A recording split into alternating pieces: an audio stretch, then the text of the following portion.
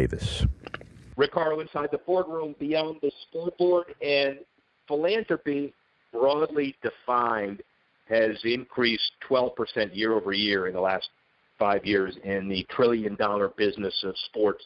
People are doing things not only because it's the right thing to do, but there's a tremendous benefit from it. And with the society the way it is, that's leading a lot of efforts. Nothing bigger than the year out from the Tokyo Olympics. And we celebrate the Olympics not only because of what's happening in Tokyo, but also the Paralympics. 41 para-athletes 1 year out from Tokyo.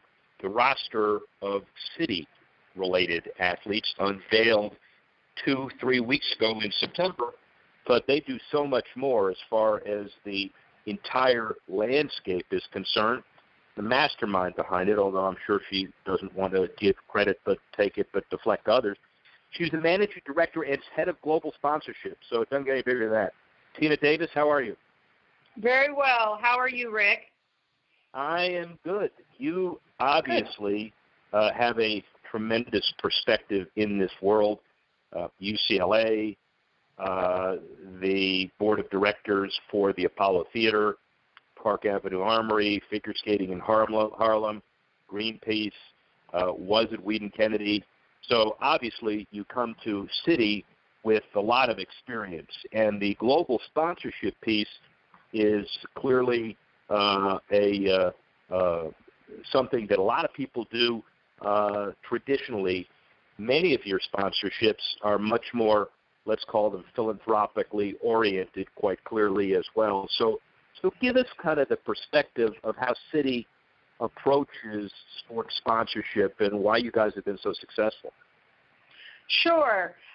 In terms of philanthropic, it's less philanthropic and more about this idea of when we go into a city and we're part of a sponsorship that we want to leave something in the community when we leave. We try to take our sponsorship platforms and turn them into a societal impact, have a societal impact component to them. And where we got to this, or how we got to this, started back in 2012 when, coming out of the crisis, and it was our 200-year anniversary, and we had signed with Team USA to be the sponsor of the U.S. team.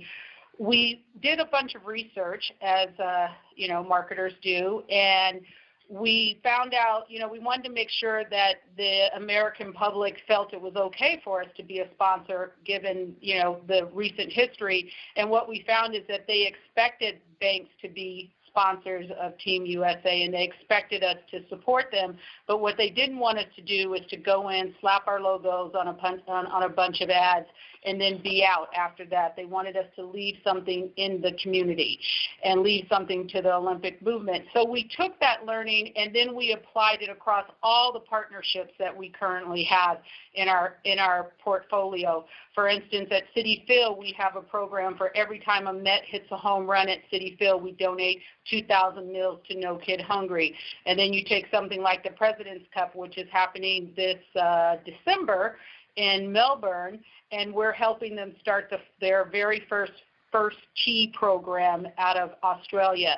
So when you think about it, it naturally evolved from our partnership with Team USA, and as we came out of that and we found a tremendous reception to the Paralympic movement and what it was doing for our brand and for our colleagues, the pride that they felt in it, we then went on to build this International Paralympic Committee partnership where we have 18 National Paralympic Committee partnerships in countries around the world, and our colleagues are able to leverage those partnerships in the communities to demonstrate how Citi supports the community that we're doing business in.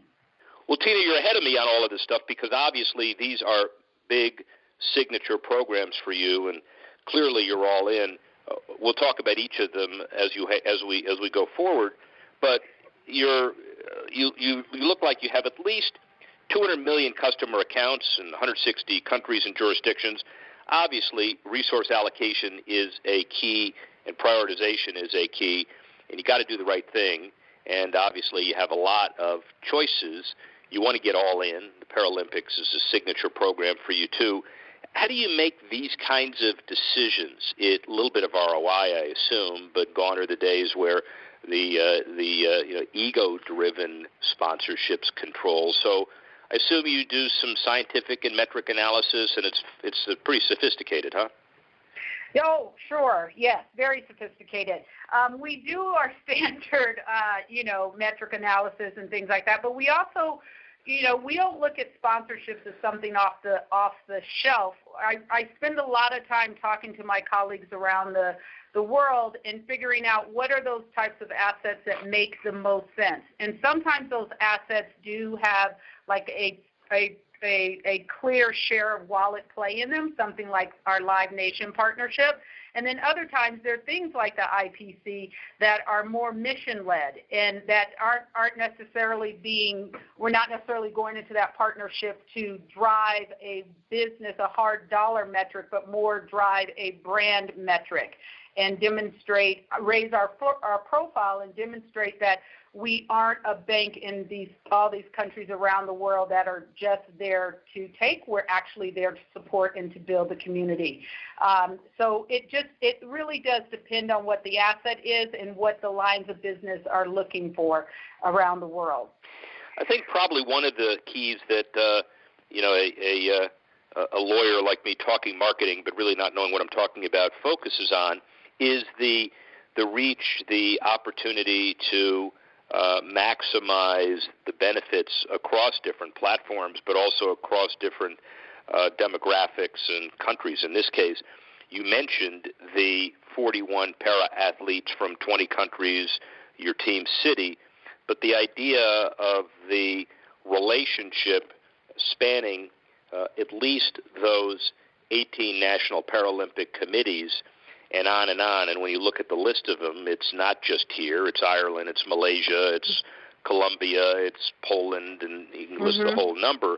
So it's international reach, but also the perception, I assume, is that these are dollars well spent as far as the Olympic movement is concerned, because the Paralympic movement will find those dollars more precious and some would say maybe even more important than traditional Olympic sponsorships.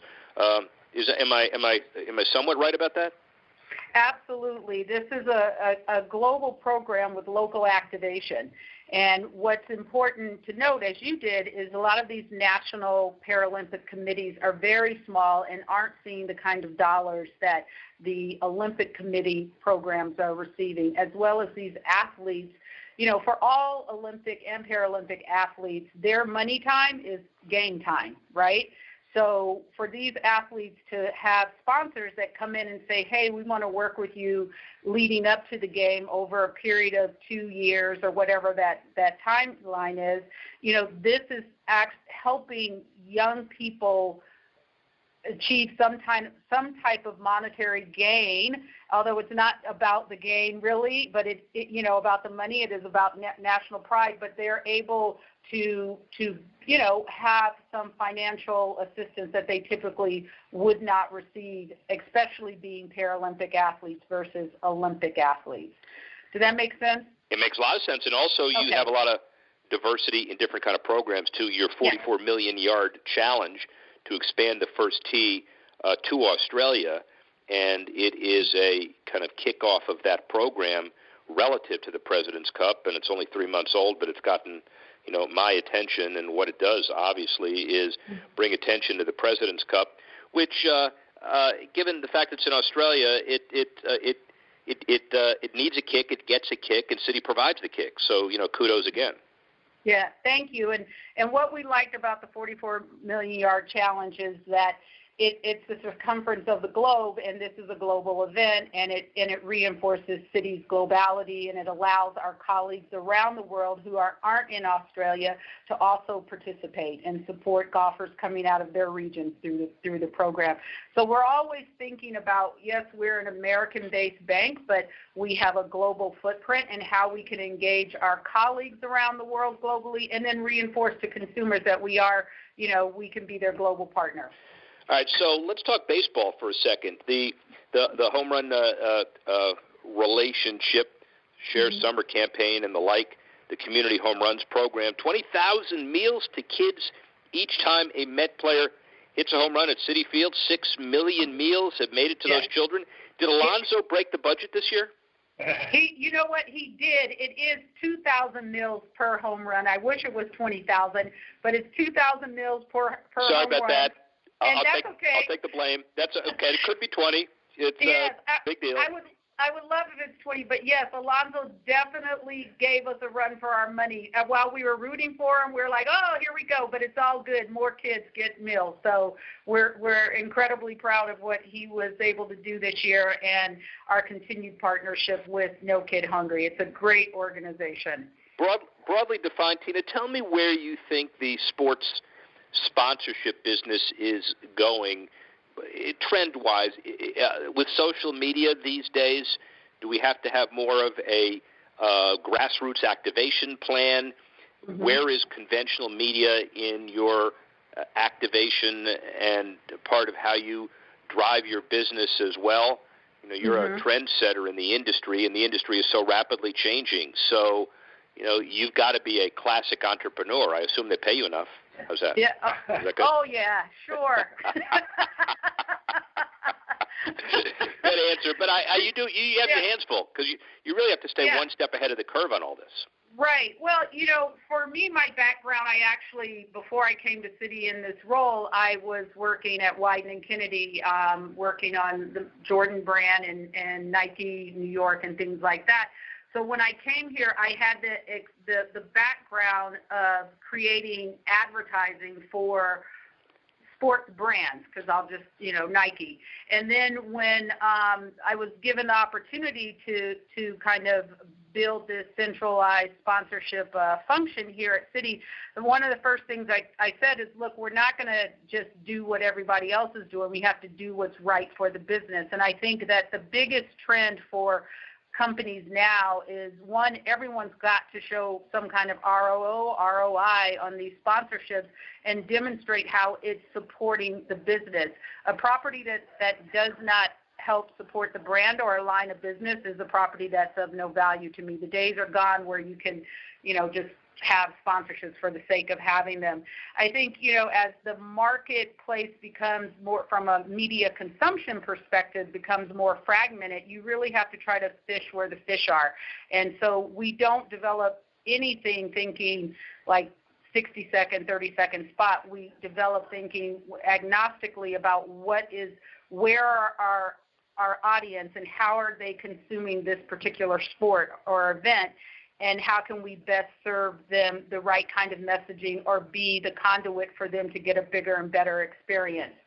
I also think that incentive-based marketing or sponsorships are becoming more and more prevalent. Those things work for those bigger partnerships like the World Cup and F1 or, things like that where you can see a real tangible return on your investment. And Anheuser-Busch, they're doing a lot of incentive-based marketing, testing that out. So that'll be interesting to see how that and where that goes, what that leads to in terms of what sponsorships look like going forward. I also think that this idea of exclusivity may be a little antiquated now. In some of the larger partnerships, it may make sense, but I think that people are starting to see that there is room at the table for maybe more than one partner, and brands just aren't going to be paying that kind of money like they used to in the past. And that's an interesting way to deal with it, too. And the comment about the Anheuser-Busch testing, to me, sounds like best practices. You may not sit down at a sponsor roundtable, although there are a lot of those around the country, I know, and share secrets, but you, I'm sure, are fans of good ideas and share best practices, and the industry is the better for that. Yes, it definitely is. And I know, one of the things that I do love about the International Paralympic movement is the sponsors are all very collaborative, and there's none of this, I'm going to save mine until we get to the games. Everyone really works together to help elevate, this platform and tell the stories of these amazing athletes. And not only are they just extremely incredible people to watch on the field of play, but off the field of play and what they do in their lives is pretty spectacular. Finally, Tina, what about the future of sponsorships relative to city and the entire industry? Y'all are thought leaders as well, but 5 years from now, what is a sponsorship of an event, of a facility, of a series of events? What does it look like, and how is it different from today? I think you already have started to see, sponsorship, what properties and stadiums, venues used to be able to get to what they can get now for these partnerships are becoming increasingly under pressure to actually show the tangible returns. Not that they didn't in the past, but in a much more meaningful way. I don't believe you're going to see those big numbers. I think all these long-term deals that have like millions upon millions of dollars attached to them, it's going to slowly start decreasing because brands just they're not willing to put that kind of money in sponsorships. I think sponsorships are going to become much more customized and localized, even if it is a global asset. So that's going to be a big change, and just because of the way that consumers are consuming media and sponsorships, that's going to have a huge impact on where we go next. We don't know where, what is that virtual reality and all of that kind of stuff, where, we don't know what's next. We don't know what's next in 2 years from now, right? We had 50 years of television, radio, and out of home, and then all of a sudden now we're in this digital age that things are just rapidly changing. But what I do believe is that the pressure is going to be on venues and partnerships to become much more customized to what brands need. Well, I do know one thing, too. As things evolve, you guys will be on top of it. And Tina Davis, the Managing Director and Head of Global Sponsorships, will be leading the way from Citi. Rick Horrow, sports professor, speak with you soon.